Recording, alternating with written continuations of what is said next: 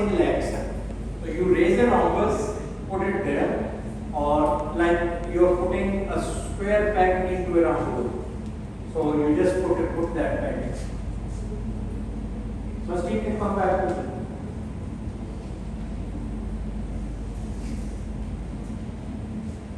अच्छा, ये तो हो गया था ना। अच्छा, अब फर्स्ट करें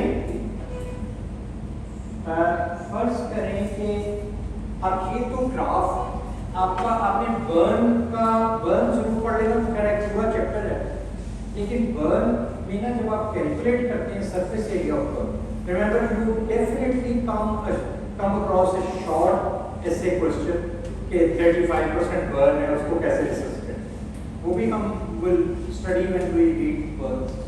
लेकिन इसमें आप ये देखें कि अगर इमेजिन करो कि एक बंदा 60% बर्न, तो बाकी एरिया उसका स्किन का कितना बचा? 40, तो उससे 60 को कवर कैसे करो? ग्राफ, कोई आइडिया? जी कहाँ और आप, इट्स कॉल्ड एलोग्राफ। आप बच्चा अगर बर्न हो जाए तो वहां का भी नहीं ले सकते, क्योंकि स्किन में सबसे ज्यादा लैंगटन सेल्स होते हैं और वो रिजेक्ट हो जाते हैं। स्प्लिट स्किन करोगे, लेकिन टोटल 100% है ना बॉडी, वो आपने वॉलेस का प्रिंसिपल है ना 9%,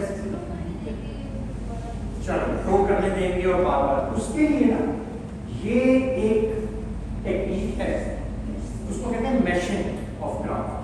तो ये नीचे एक बड़ी मैजिकल सी प्लेट है और एक मशीन होती है, तो उस ये प्लेट जो है ये एक्सपैंड कर देती है ग्राफ, तो ये 6 टाइम्स भी कर सकती है, 3 टाइम्स भी कर सकती है, 12 टाइम्स भी कर सकती है, और हम जनरली 1.5 टाइम्स वन यूज करते हैं। This called mashing of a graph. और ये है स्प्लिट स्किन ग्राफ का डोनर एरिया।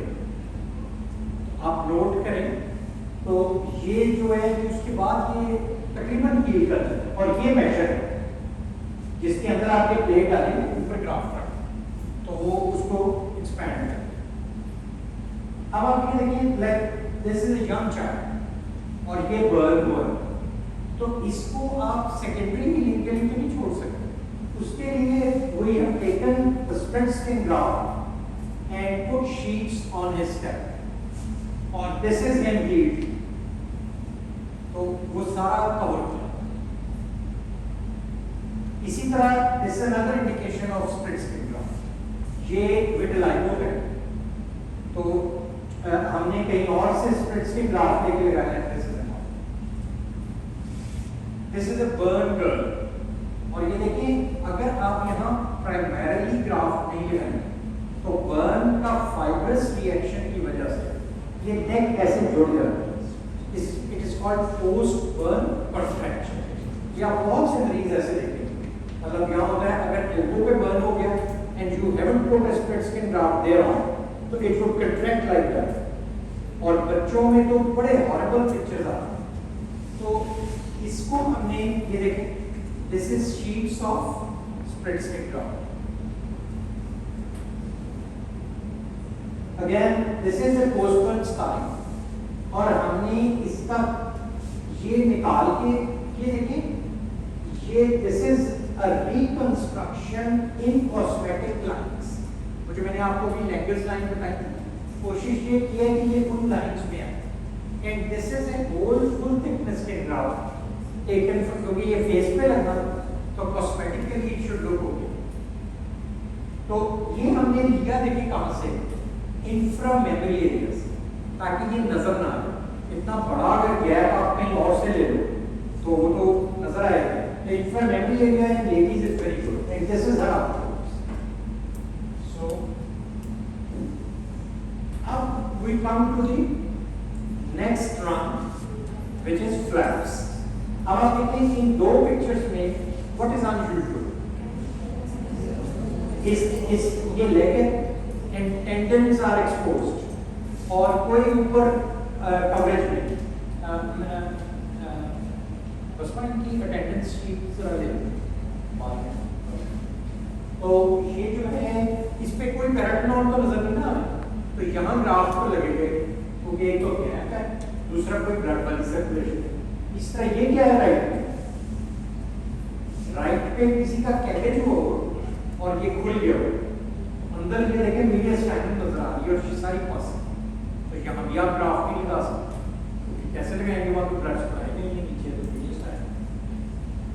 ये आपको लोकल फ्लैप की एग्जांपल, ये एक कोई बैटर था और ये देखें ये इसका बेसल सेल कार्सिनोमा, तो what I was referring to, हमने इसके कान के यहाँ जो एक्स्ट्रा स्किन है यहाँ से वही रोम्बोइड फ्लैप लेंगे। अब इसकी ब्लड सप्लाई बेसिकली यहाँ से आ रही है और हमने ट्रांसपोज कर दिया उस जगह, तो दिस इज इट, ये जो मैंने आपको एनिमेशन अभी दिखाया। सो व्हाट आई डिड, हमने यहाँ से ये फ्लैप लेंगे और इसको यहाँ कर दिया और ये डायरेक्ट क्लोज कर दिया, और इसको आपने लाइन ऑफ लैंगर में लाना ताकि वो नजर ना आए दोनों रीडिंग। चलेगा, अच्छा ये अब हमने फ्लैप्स में ना I am trying to categorize them further. एक आपको भी लोकल फ्लैप बताया, दूसरा था रीजनल फ्लैप, तीसरा था डिस्टेंट फ्लैप, फिर अगला था माइक्रोवास्कुलर। तो अब ये बच्ची है इसका देखिए किसी ने नाक काट दिया और ये कार्टिलेज एक्सपोज है सर। अब इसमें आप कहीं से लोकल फ्लैप ले सकते हैं, लेकिन ये तो सारी स्किन बहुत टाइट है ये जगह, तो उसके लिए ना हम फोरहेड से फ्लैप लेते हैं। ये देखिए फोरहेड से हमने यहाँ कौन सी वेसल होती है इस जगह, सुप्राट्रोक्लियर, तो सुप्राट्रोक्लियर आर्टरी पे बेस करते हुए हमने ये पूरी स्किन को हमने इसको 360 एंगल पे यहाँ से यहाँ लाके इसके साथ और इसको क्लोज कर दिया।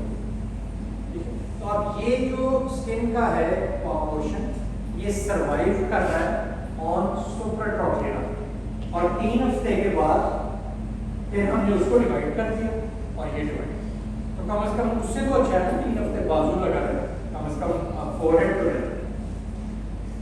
And this is the after. Remember कि रिकंस्ट्रक्टिव में आपने रिजल्ट्स उस तरह के नहीं एक्सपेक्ट करते हैं कि आपको एक इंस्टाग्राम पे फोटोशॉप पे 4 फिल्टर लगा के और ये हीरो, लेकिन यू अच्छा अब फ्लैप्स के अंदर आपको मैंने कहा था कि फ्लैप की डेफिनेशन में मैंने आपको बताया था कि it is a composite piece of tissue. तो कॉम्पोजिट पीस में क्या क्या आ सकता है, खाली एपिडर्मिस आ सकता है, नो वेरी, इसका मतलब है कोई ऐसी चीज आएगी जिसमें 7 ब्लड सप्लाई आ सकती, तो जो पहला होगा वो होगा फैशियोपोटेलिस जिसमें स्किन भी हो, 7 फैशिया, फिर और वो बहुत से लोगों ने आपने बताया था, और फैशिया के नीचे क्या होता है मसल, सो मस्कुलोपोटेलिस भी हो सकता है और खाली मसल भी हो सकता है, और मसल के नीचे क्या होता है बोन। सो अगर आपने किसी फ्लैप में बोन भी लेनी हो, मसल भी लेना हो, फैशिया भी लेना हो और स्किन भी लेनी हो, उसको क्या कहेंगे, ऑस्टियो मस्कुलो फैशियोपोटेलिस, जो आप लेते हैं वो मसल। तो अब ये एक एग्जांपल है फैशियोपोटेलिस, मतलब आपने ये फोरआर्म से ये फ्लैप पाया हैंड को कवर करने के लिए, तो आपने ये फैशिया, ये देखें ये फैशियोपोटेलिस आपने लेग पे रेज, ये देखें ना ये लेग है, ये बोन एक्सपोज है और ये पेरियोस्टियम नहीं है, आपने ये वाले फ्लैप को यूज किया और यहाँ कर, तो इस डिफेक्ट का क्या करेंगे, क्लोजर टू फ्लैप को से लगा डायरेक्ट क्लोज कर सकते, एनी आइडिया है, ये नहीं क्या है, ये जो है ना उन्होंने कहा फ्री फ्लैप ग्राफ्टिंग, एक्सेलेंट। सो आप यहाँ पे ग्राफ्ट लगा, क्योंकि यहाँ तो मसल लेयर है, वो तो आराम से स्प्रेड स्किन ग्राफ्ट करते हैं, तो आपने वहां पे फ्लैप लगा दिया जहाँ बोन है और ऊपर आपने ग्राफ्ट लगा। ये वो वाले पेशेंट है जो मैंने आपको अभी दिखाया। तो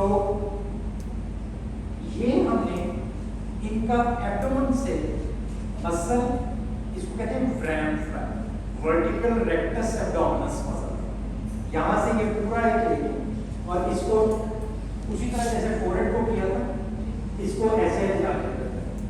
एंड इट्स अमेजिंग कि जो फ्लैप आप जहाँ लेके जाए वो वहाँ के कैरेक्टरिस्टिक्स अडॉप्ट करते हैं। So this was the percussion note was as if you are percussing on sternum after a couple of years. अच्छा जी, ये है अब इसको कहते हैं मेस्टेक्टमी के बाद, this is called skin preservative mastectomy, skin sparing mastectomy। ये स्लाइड का मकसद ये है कि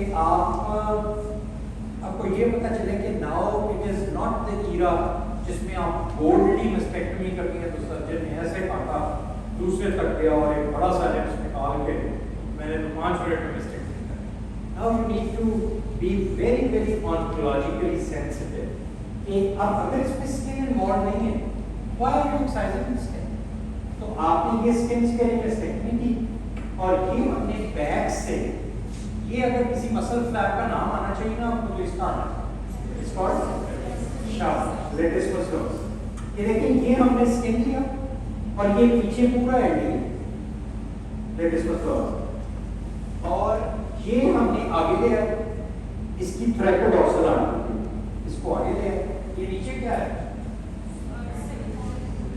that's breast implant. So breast implants are not used only for augmentation cosmetic। जहाँ चूंकि opposite breast का size बड़ा था, तो we put it underneath and then covered the ये पीछे क्या किया हमने, इसको क्या कहेंगे? डायरेक्टली। और आगे हमने वो पैडल लगा के स्टिक का नीचे सारा वो जो मसल था उसको फोल्ड करके ब्रेस्ट बना, और इसके ऊपर बाद में निपल एरियोला भी रिकंस्ट्रक्ट। ये लेकिन this is a reconstructed left side is reconstructed, इसका लेपल एरियोला भी रिकंस्ट्रक्टेड है और साथ पूरा। और ये हमने कहां से लिया? एब्डोमेन से। सो आपने यहां से एब्डोमेन से पूरा फ्लैश लिया और उसको यहां से मूव कर दिया। अच्छा, अब जैसे मैंने आपको बताया था कि now we are moving to an era of organ reconstruction. अब now this is a child which is called microtia. They are born with very little rudiment of ear, and we can reconstruct the whole of the ear। और उसमें हम ये करते हैं कि cartilage, ये costal cartilage लेके उसका पूरा कान बनाते हैं, कार्व करते हैं, जैसे चिड़ियों में फर्नीचर वाले नहीं करते, उस तरह कार्व करके उसको उसके अंदर एम्बेड कर देते हैं, और फिर 6 months के बाद इसको रेज करके पीछे ग्राफ्ट लगा।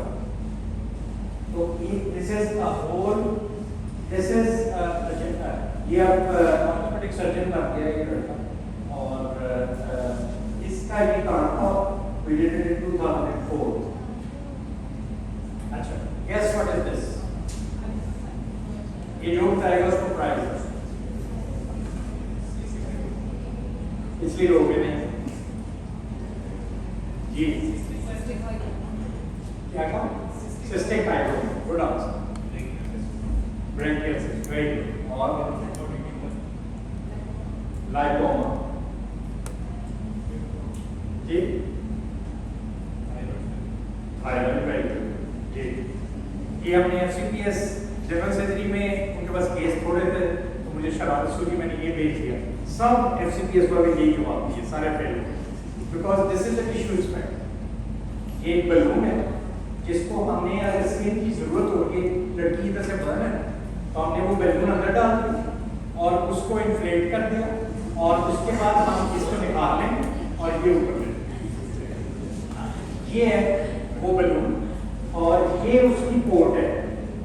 इस पे ये नीडल का माप देखें तो ये हम पोर्ट इधर रख लेते हैं और उसमें पानी डालते हैं, यहाँ तक के वो पूरा फूल के जितनी रिकंस्ट्रक्शन जो है वो लेयरलेस स्किन से की जाए उतना कॉस्मेटिक रिजल्ट अच्छा।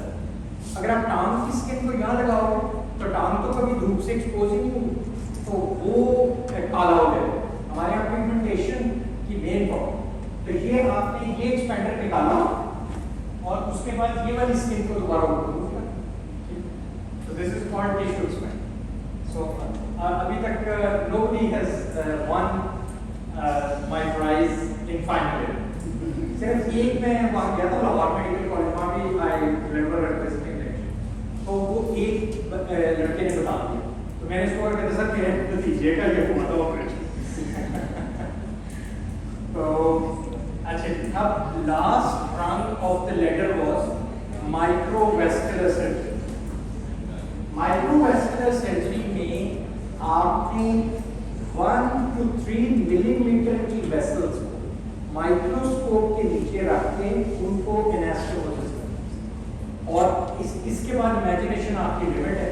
आपने किसी पीएचडी वाले की गर्दन काटी और उसको किसी बच्चे के हेड के ऊपर एनास्टोमोस कर दिया, उसकी जगुलर करनी है, इतनी बड़ी वेसल्स हैं, कैरोटिड्स करनी है। कहाँ लिमिटिंग फैक्टर कहाँ है? स्पाइनल जो नर्व एनास्टोमोस, जितनी सेंट्रल नर्व होगी ना उतना उसका रिकवरी कम। तो अब आप basically you can take any part of the body with its blood supply and put it in an anastomosis to any other part of the body. तो दिस इज कॉल्ड माइक्रोवेस्कुलर। ये देखें, ये जैसे बच्चा है, ये मोटर बाइक पे बैठे हैं, उसको फील इंजरी, वो आमतौर पर खातिर वो साइड पे बैठते हैं तो पीछे से ना उसके अंदर आ जाता है पहियों के। तो वो भी हमने अब लेजिस्लेशन कराई है। अब every new motor bike would have a metal guard, तो हमारी खातिर इस तरह बैठती हैं तो वो फिर मेटल गार्ड होगा छोटा सा उसके साथ, वो भी पिछले साल ही हो रहे। तो ये देखिए, ये इस बच्चे की हील है and this is the exposed calcaneus. तो इस पे क्या डायरेक्ट क्लोज हो सकता है? ये तो स्ट्रेट बोन है, ग्राफ लग सकता है? नो, तो फ्लैट है। अब फ्लैट इतना बड़ा है तो हमने डिवाइड करने के बाद इसका यहां से ना ये वाला जो है train flat, rectus abdominis muscle flat है, सिर्फ स्किन ही और ये ऊपर रख के इसके ऊपर ग्राफ्ट लगा। अब यहाँ ग्राफ्ट का मतलब ये है कि ये ब्लड आप क्या लेते हैं सिंथेटिक, ये ब्लड सप्लाई अब अपनी फ्लैट मसल से लेते हैं, ठीक है? तो ये आपको सर्विस। इसी तरह ये फ्री फ्लैप है। अब आप देखें ये क्या है, ये फिबुला बोन है और साथ में ये आर्टरी। तो अब आप किसी का जॉ नहीं है तो आप फिबुला लें, उसके साथ आर्टरी लें, उसका जॉ बनाएं और उसके अंदर पूरा उसकी ऑस्टियोआर्थराइटिस करके और आर्टरी को कहीं नेक में एक्सपोज कर। अच्छा, ये है एक फीचर थी, ये टंग कैंसर और ये देखिए ये मिड लाइन को क्रॉस कर रहा है और ये सारा अल्सर है, squamous cell carcinoma. So we did hemiglossectomy, इसका मतलब है more than half of the tongue is gone. तो आप इसको जरा कॉन्सेप्चुअलाइज कर लो तो फिर आपको फ्री फ्लैप का कॉन्सेप्ट, वो जो मैं आई वाज शॉक्ड था वो ये होता है, मैंने कहा फ्री ग्राफ्ट। अब इमेजिन करो that this free flap takes about 9-10 hours of surgery. तो आप जब बाहर आओ तो आपको कहे जी ग्राफ्ट लगा लिया आपने फ्री ग्राफ्ट, वो ग्राफ्ट तो 5 मिनट की बात है। तो इसलिए फ्री फ्लैप और फ्री ग्राफ्ट इनमें कुछ बहुत ज्यादा फर्क है। तो इसकी ये जो squamous cell carcinoma of tongue है, इसका हमने ये किया कि इसकी फोरआर्म से ये वाला चंक ऑफ टिश्यू लिया, 7 radial artery, 7 lateral penius nerve of forearm ली और 7 फेनिक ली और ये वाला चंक पूरा उठा। This is that chunk. ये जो है ना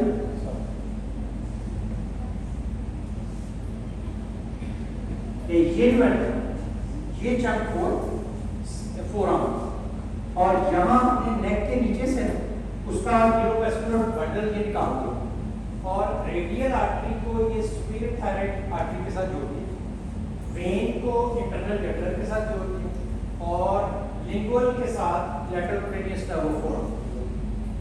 उसके बाद this is the immediate post-op. So half is forearm and half is her own tongue. And this is her after 6 months. So वो tongue ने आप देखिए forearm ने उसी तरह tongue की तरह वो सारा ले लिया and she has gone back to her teaching profession. वो she can speak. So this is the miracle of reconstructive surgery. I think we'll finish here and we'll start from the next from cosmetics.